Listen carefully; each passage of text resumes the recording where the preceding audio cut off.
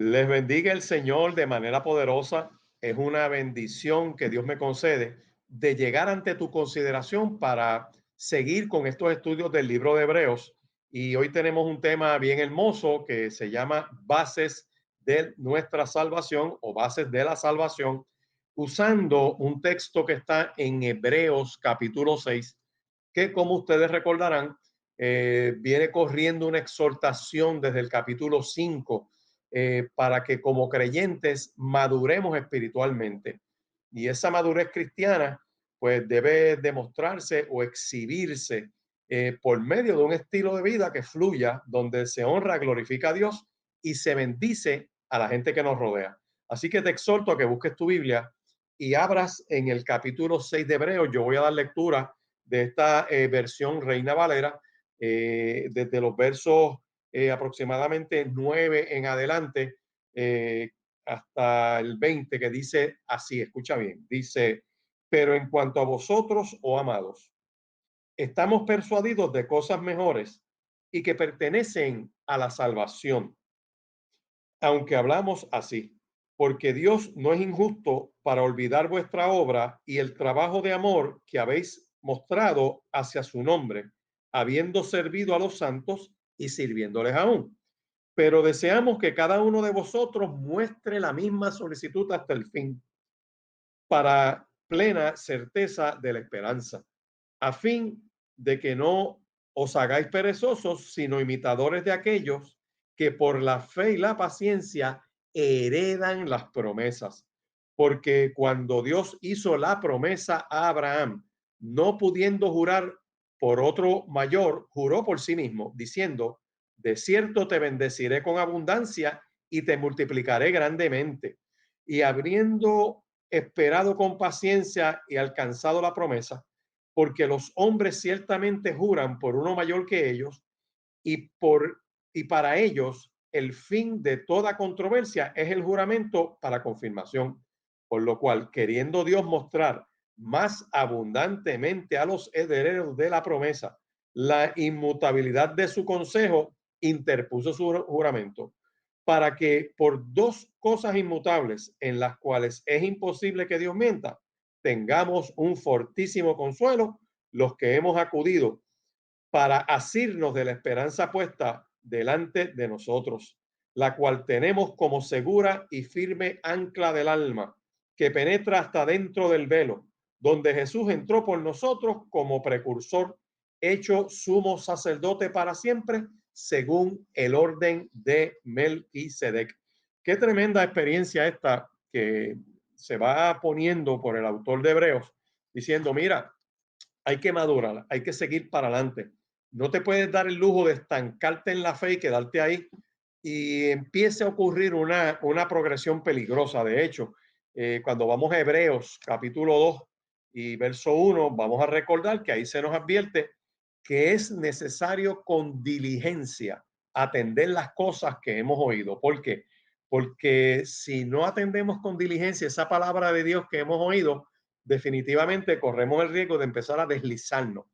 Y el próximo paso en la progresión, luego de deslizarnos, aparece en Hebreos capítulo 3 y verso 12, cuando dice que no haya en vosotros corazón malo de incredulidad para apartarse del Dios vivo. Antes nos debemos exhortar los unos a los otros cada día para que ninguno se le endurezca el corazón por el engaño del pecado. ¿Qué advertencia nos está dando Hebreos capítulo 3, verso 12? Dice, mira, si tú empiezas a deslizarte, lo próximo que te va a ocurrir es que vas a dejar de creer, porque empiezas a enfriarte, empiezas a desconectarte, empiezas a salirte de lo que debe ser el propósito de Dios para tu vida. Y ocurre entonces una progresión que es bien peligrosa, porque si uno se desliza de la palabra, luego comienza a dudar la palabra. Después que comienzas a dudar la palabra, se te endurece el corazón. La dureza de corazón genera muchos problemas espirituales y vivenciales. Y finalmente, dejo de oír la palabra. Y eso acarrea una consecuencia terrible, porque la fe es por el oír y el oír de la palabra de Dios. Por lo tanto, si dejas de escuchar la palabra, se te debilita la fe y te expones. Es como que se te bajan las resistencias espirituales y cualquier corriente de pensamiento o cualquier teoría que esté fluyendo o cualquier crisis que te pueda ocurrir, te va a lanzar a una situación de desánimo, de duda y de vagancia espiritual.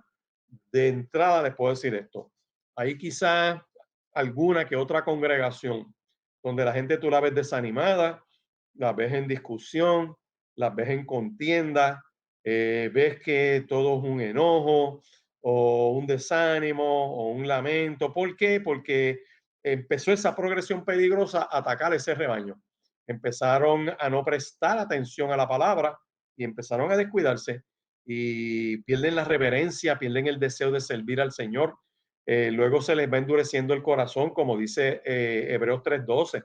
Dice, mira, empieza ese corazón de incredulidad y se salen de ese fuego de Dios, empiezan a salirse de ese día a día con el Señor y terminan descartando la palabra. Así que por eso es que nosotros vemos que Hebreos capítulo 5, esos versos 11 al 13, comienza describiendo la realidad de algunas personas que entran en un retroceso. O sea, que a pesar de que llevan tiempo en el Evangelio y se supone que estén echando hacia adelante, que estén madurando, que estén en un mover espiritual de servicio, de bendecir a otros, pues de momento comienzan a caminar hacia atrás en una etapa de regresión. Y el texto dice, miran, y llegan a ser como niños que no aguantan el alimento sólido.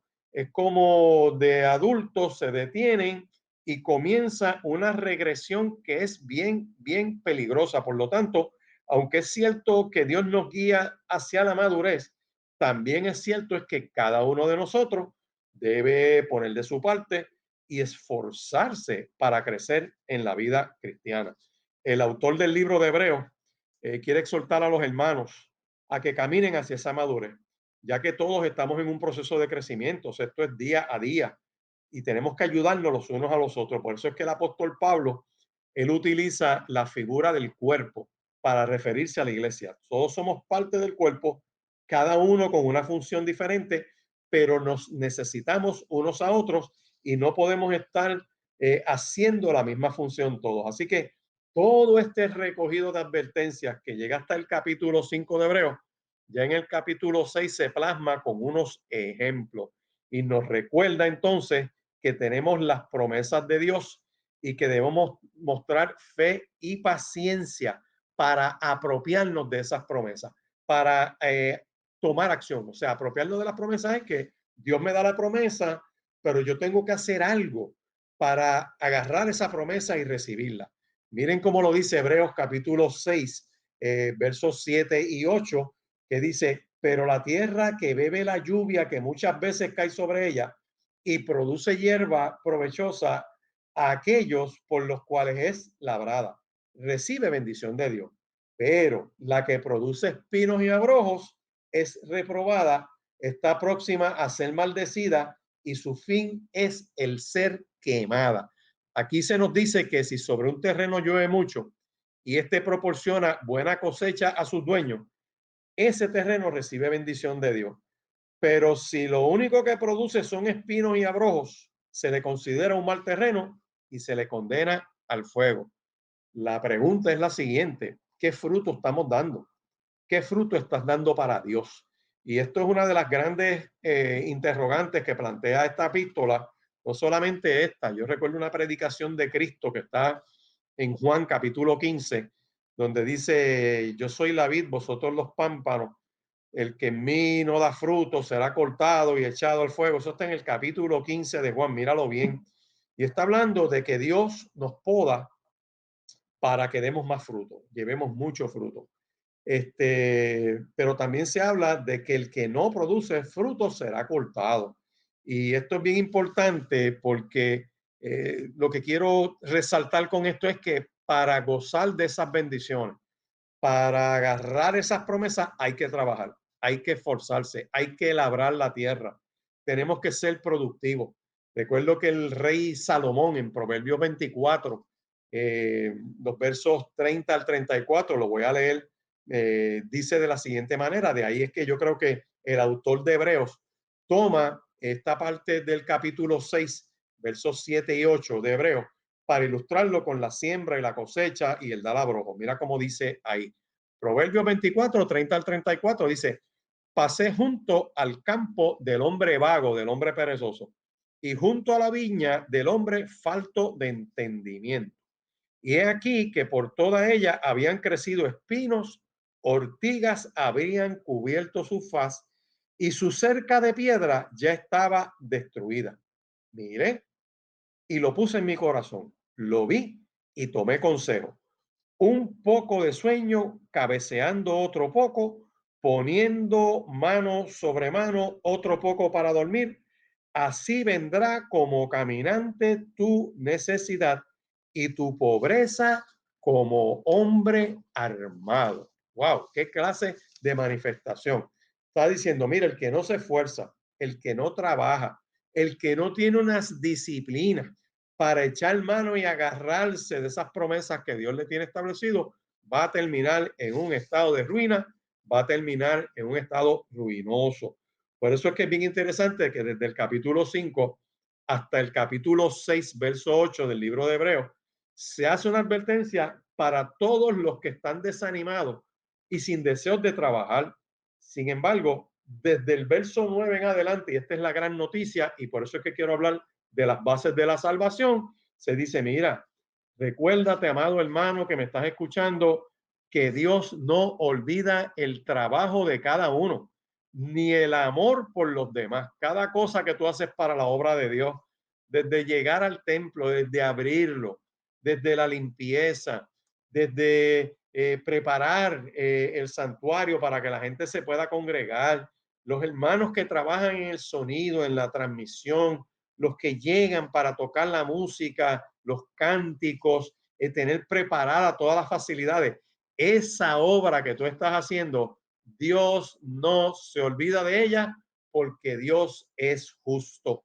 Decía un anciano pastor de Eloísa, un siervo de Dios tremendo hace muchos años, tremendo hombre de Dios, el pastor Osorio de la iglesia bautista de Eloísa, me decía, escribano, Dios es un buen patrono. Dios no se queda con nada de nadie. Dios paga bien.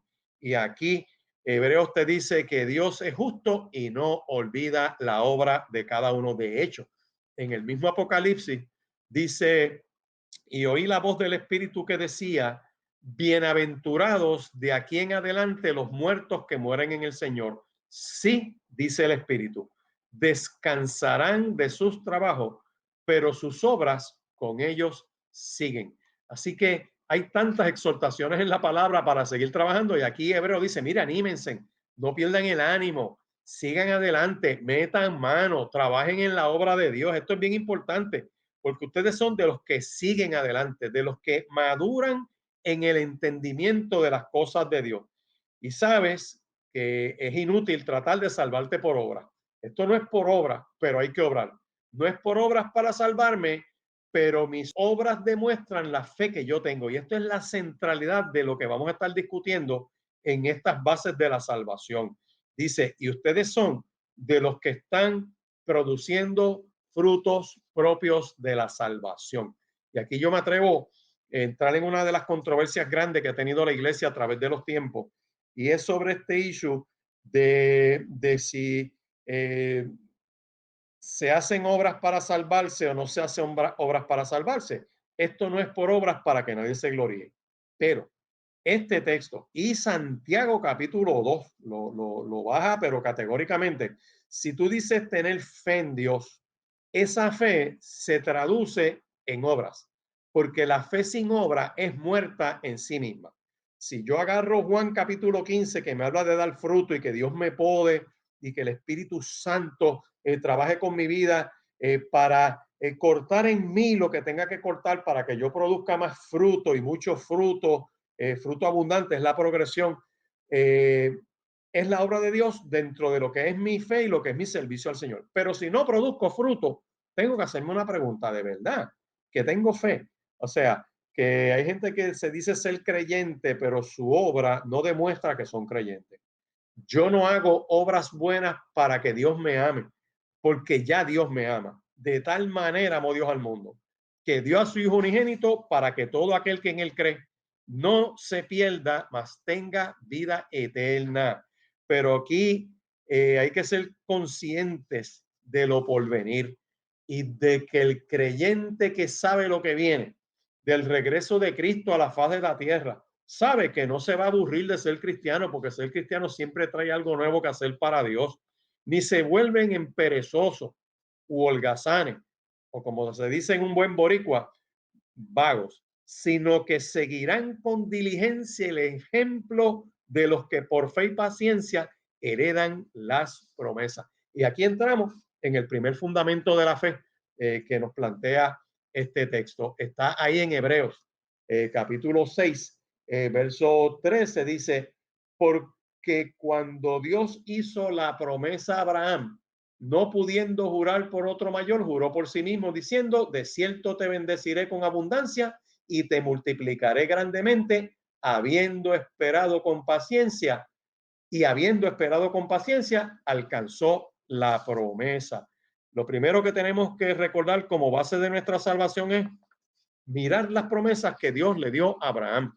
Y cuando miramos, por ejemplo, en Génesis, si quieres ir un momento a Génesis, mirar en el capítulo 22, los versos 16 y 17, Génesis 22, 16 y 17, dice, y dijo, por mí mismo he jurado, dice Jehová, que por cuanto has hecho esto y no me has rehusado tu hijo, tu único hijo, de cierto te bendeciré y multiplicaré tu descendencia como las estrellas del cielo y como la arena que está en la orilla del mar, y tu descendencia poseerá las puertas de tus enemigos.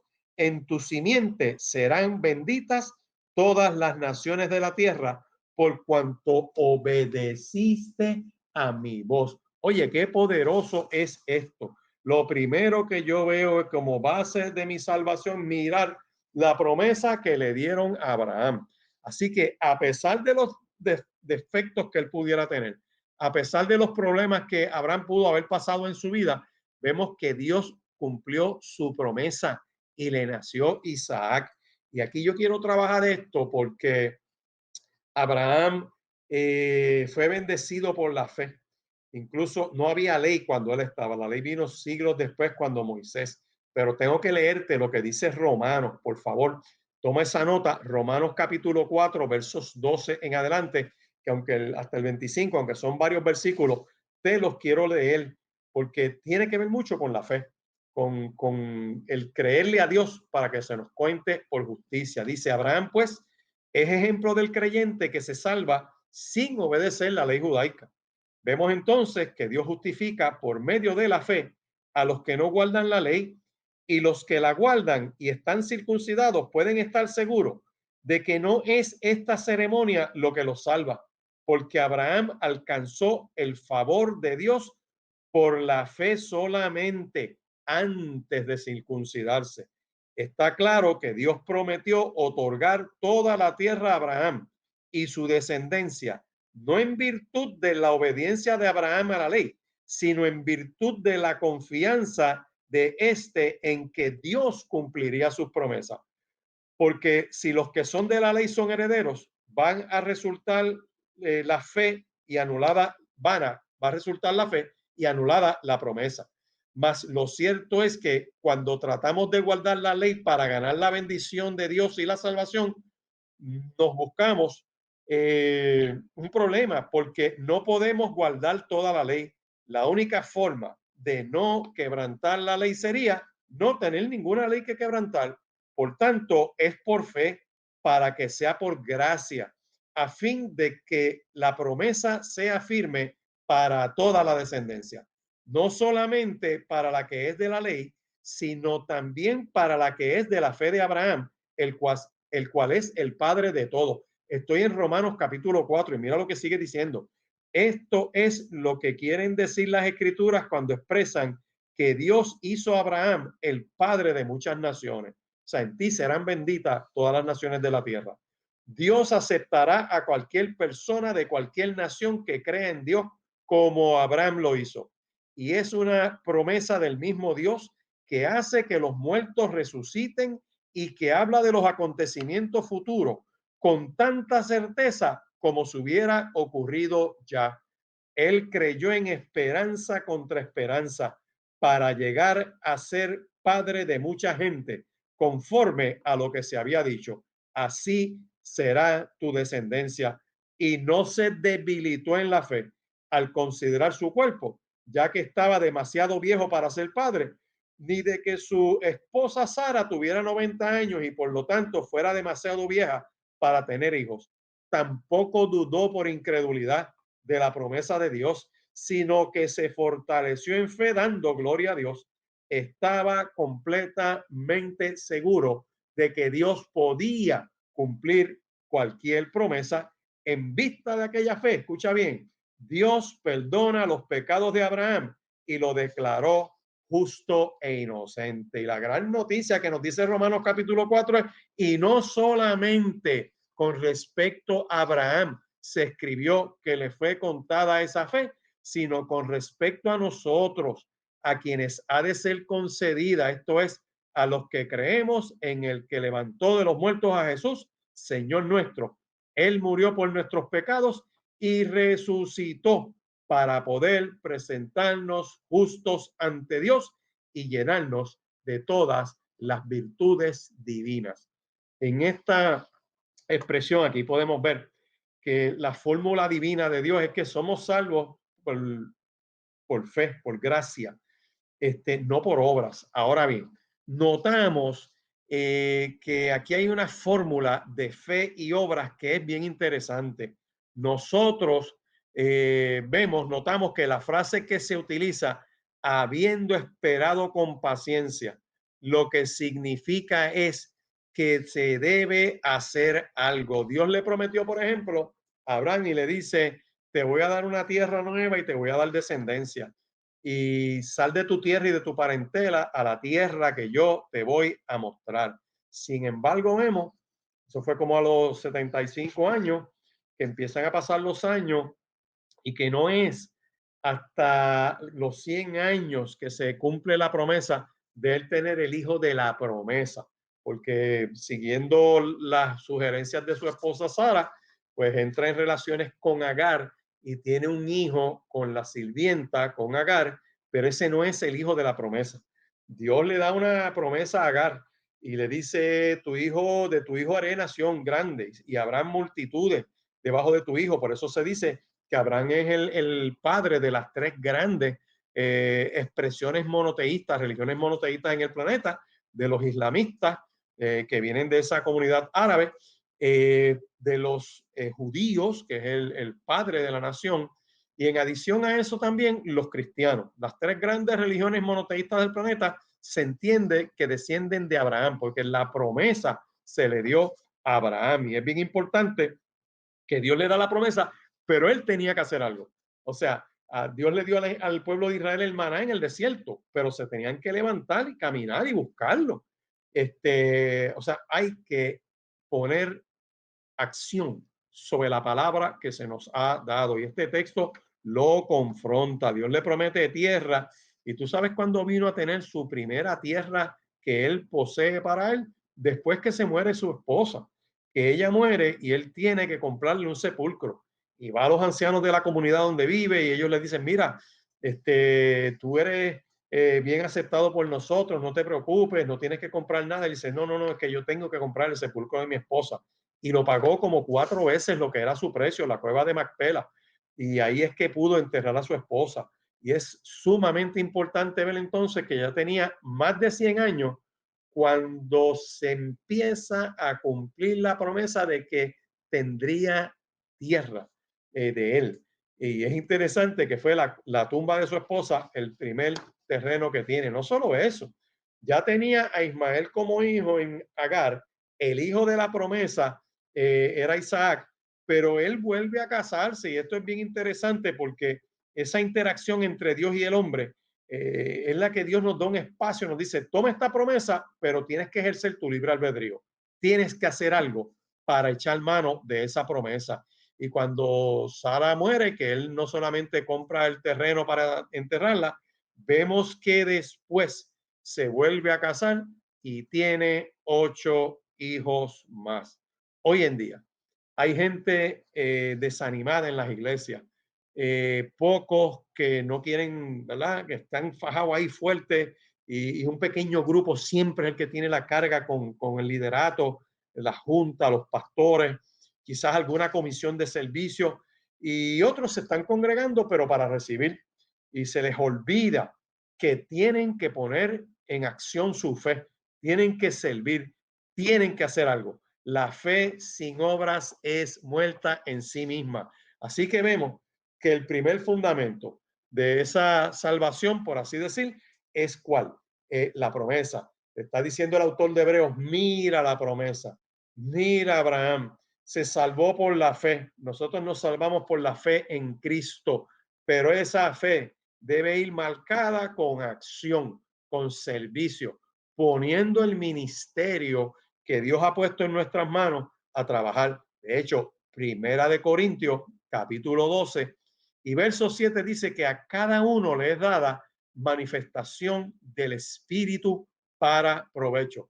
El segundo fundamento que se da de la salvación como para que la gente confíe, no solamente está la palabra que Dios te dio, que Él dijo, te dio la promesa, sino que se da el juramento. Y aquí es bien importante que en los versos 16 al 18 se da una explicación interesante. En Reina Valera está bien corta, te voy a leer una traducción un poquito más amplia, pero dice, porque los hombres ciertamente juran por uno mayor que ellos. Y para ellos el fin de toda controversia es el juramento para confirmación, por lo cual, queriendo Dios mostrar más abundantemente a los herederos de la promesa la inmutabilidad de su consejo, interpuso juramento para que por dos cosas inmutables en las cuales es imposible que Dios mienta, tengamos un fuerte consuelo los que hemos acudido para asirnos de la esperanza puesta delante de nosotros. Nos dice esos versos 16 al 18 del capítulo 6 de Hebreos. Escucha bien, que Dios le confirma la promesa a Abraham con un juramento y lo jura por sí mismo, porque ya que no había hombre mayor por el cual jurar, Dios juró por sí mismo, ya que cuando un hombre jura, está apelando a alguien superior a sí mismo para que éste lo obligue a cumplir la promesa y lo castigue si se niega a cumplir. Y el juramento pone fin a cualquier controversia. Dios se ató a un juramento para que los herederos de la promesa, escucha bien, los herederos de Abraham, estuvieran absolutamente seguros del cumplimiento de la misma y nunca se les ocurriera pensar en la posibilidad de que Dios hubiera cambiado de planes. Dos cosas hemos recibido, una promesa y un juramento. Con ambas podemos contar porque es imposible que Dios mienta. Los que ahora acuden a Él en busca de salvación tienen un verdadero alivio al escuchar las garantías que da Dios poderoso. O sea, mi confianza está puesta en el Dios que hizo los cielos y la tierra, que juró por sí mismo y dice, y podemos acudir a Él. Y esa figura de acudir a Él es bien importante. ¿Por qué razón? Porque nosotros podemos ver a la luz de esta gran realidad de que se acude a Números capítulo 35 y a Josué capítulo 20, que son los dos textos que se hablaba de los lugares de refugio al cual podía correr un hombre cuando por error, por accidente, mataba a otra persona.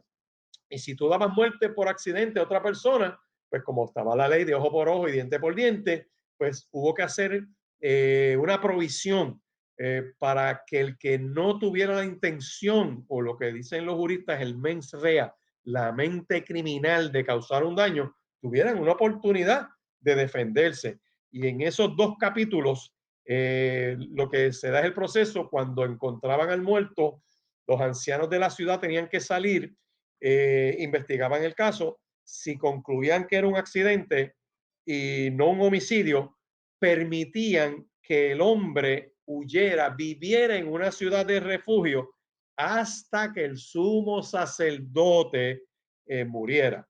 Luego que el sumo sacerdote de esa ciudad muere, la persona podía regresar a su casa y los miembros de la familia del muerto no podían vengarse mientras el hombre permanecía en la ciudad de refugio. La Biblia agarra esa figura y dice, mira, nosotros podemos ir a una ciudad de refugio, pero esta es diferente. ¿Sabes por qué? Porque en aquella que vemos en Números 35 y en Josué capítulo 20, el salvoconducto le duraba a la persona hasta que el sacerdote muriera. Y en esta nos dice, mira, tú y yo podemos refugiarnos en Cristo porque ese traspasó los cielos, se metió en el velo que está allá en el tercer cielo, detrás de ese velo, y como es eterno y para siempre y no muere jamás, tenemos vida eterna en ese sacerdote que es Cristo Jesús. Por eso es que no solo es el segundo fundamento del juramento, sino que el más esencial, contundente, la revelación máxima y suprema, viene siendo el tercer fundamento de esa salvación a la luz de Hebreo. Y quiero aclarar aquí que es para efectos de analizar el texto del capítulo 6 de Hebreo, que estamos poniéndole el nombre de fundamentos de la salvación, pero Cristo es el único camino a Dios. Jesús es el camino, la verdad y la vida. Nadie viene al Padre si no es por él. Y dice este texto que ese fundamento es Cristo, quien es nuestro refugio eterno. Él es nuestro sumo sacerdote. Como nunca volverá a morir, tenemos salvación eterna. Ningún vengador podrá tocarnos, puesto que Cristo ha muerto y resucitado para no volver a morir. Por eso es que en Apocalipsis se le llama el primogénito de entre los muertos, o sea, el primero que muere y resucita que no volverá a morir. ¿Por qué? Porque Cristo se encarna en la figura de Jesús de Nazaret para inmortalizar al ser humano y con su muerte y resurrección garantizar tu resurrección si has creído en él. Esta esperanza cierta de salvación, dice el texto de Hebreos capítulo 6, es un ancla firme y segura para nuestra alma y nos conecta con Dios mismo al otro lado de ese velo que está en el cielo, donde Cristo entró, ¿verdad? Por nosotros como gran sumo sacerdote, como precursor, convertido ya en intercesor y sumo sacerdote nuestro, con el mismo honor y rango que Melquisedec. Y esto es bien interesante porque aquí nos hace una presentación de Cristo como el sacerdote supremo, gran sumo sacerdote que entra al tabernáculo no hecho de manos, al cielo mismo, delante de la presencia de Dios, muestra sus heridas y constituyéndose, porque es exaltado hasta lo sumo, se le da un nombre que es sobre todo nombre, para que en ese nombre de Jesús se doble toda rodilla de lo que está en los cielos, en la tierra y debajo de la tierra. Y toda lengua confiese que Jesús es el Señor, para gloria de Dios Padre. Aquí hay un gran contraste entre los sacerdotes de la tierra, que nadie los podía seguir, al sacerdote de la tierra nadie lo podía seguir hasta entrar al lugar santísimo, porque solo entraba el sacerdote, el sumo sacerdote, una vez al año a ese lugar santísimo. Óyeme, pero en Cristo Jesús, Cristo fue a preparar lugar para nosotros. Cuando yo voy a mirar Juan capítulo 16, y ya te invito a que lo busques un momento, estamos en la culminación de esta presentación. Cuando voy a Juan capítulo 16, mirar esos versos del 1 al 3, Cristo le dice a los discípulos, estas cosas os he hablado para que no tengáis tropiezo. Os expulsarán de las sinagogas y aún viene la hora cuando cualquiera que los mate pensará que rinde servicio a Dios. Y harán esto porque no conocerán al Padre ni a mí. Mas os he dicho estas cosas para que cuando llegue la hora os acordéis de que ya os lo había dicho. Cristo cuando nos habla de su obra poderosa, nos dice, mira, todavía un poco más y no me veréis, y de nuevo un poco y me veréis porque yo voy al Padre. Desde allí regreso en gloria para repartir bendición. Le dijo a los discípulos, me voy a preparar lugar para vosotros en Juan capítulo 14, verso 3 dice, y si me fuere, os prepararé lugar. Vendré otra vez y os tomaré a mí mismo para que donde yo estoy, vosotros también estéis. Esto nos garantiza esa obra poderosa que Él hace en nuestro lugar y a nuestro favor, no solamente dándonos vida a todo aquel que en Él cree.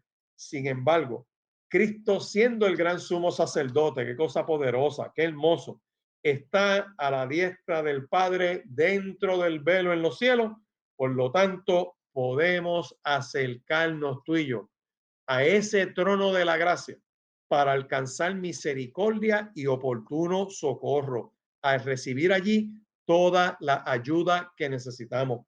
Hebreos capítulo 4, versos 14 al 16, que lo hemos discutido previamente, dice que ese nuestro sumo sacerdote entiende nuestras debilidades porque un día pasó por las tentaciones que a diario pasamos y si bien es cierto que nunca se dio a las mismas, y por lo tanto nunca cometió pecado, nos entiende, nos ama y podemos acercarnos confiadamente al trono de Dios y hallaremos allí misericordia y gracia para el momento en que lo necesitemos.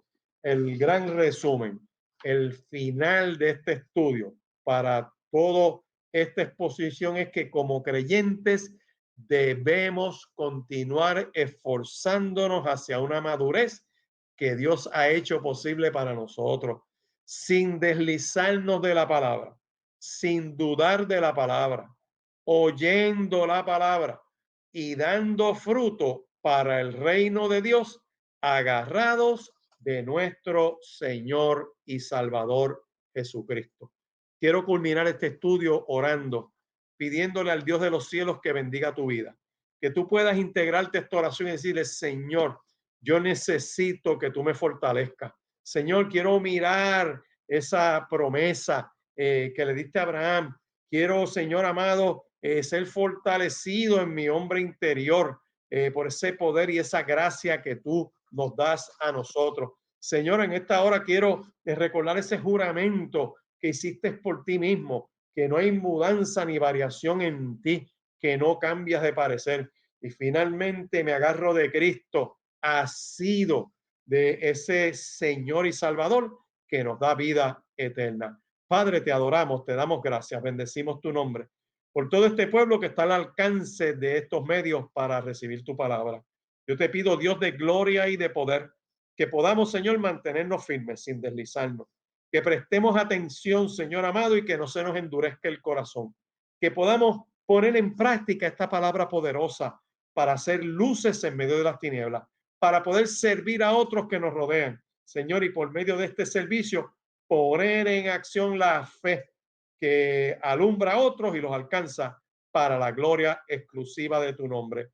Ten misericordia del mundo entero, sana a los enfermos y liberta al cautivo. En el nombre poderoso de Jesús.